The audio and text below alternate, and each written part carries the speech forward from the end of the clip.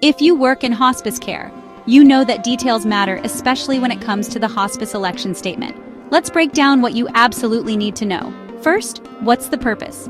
The hospice election statement is the official document where a patient or their representative chooses to receive hospice care under Medicare.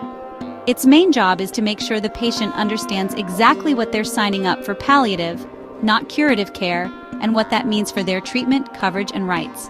Now, what are the required elements? According to federal regulations, specifically 42 CFR 418.24, there are 9 key pieces every election statement must include. 1. Clearly identify the hospice agency providing care. That way, the patient knows exactly who's responsible for their services. 2. Name the attending physician if there is one.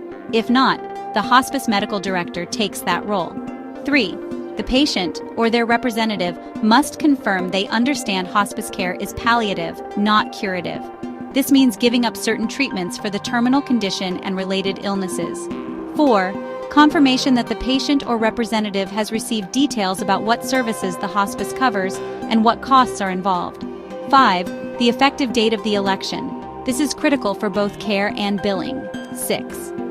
Information on individual cost sharing for hospice services, so there are no surprises down the line. 7. Notification of the patient's right to an addendum. If the hospice determines that some items aren't related to the terminal illness and won't be covered, the patient must be notified. 8.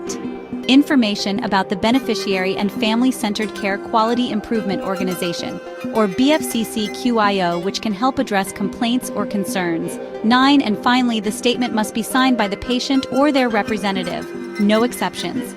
If any of these elements are missing, here's the risk: technical denial. That means Medicare can deny payment for the entire hospice claim, all because of a missing checkmark or signature. The agency could be left without reimbursement for care they've already provided. Bottom line, double-check every election statement.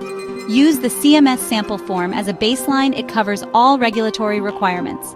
Remember, patients can revoke their election at any time, but it has to be in writing. Stay sharp, stay compliant, and always put the patient's understanding first. Thanks for tuning in.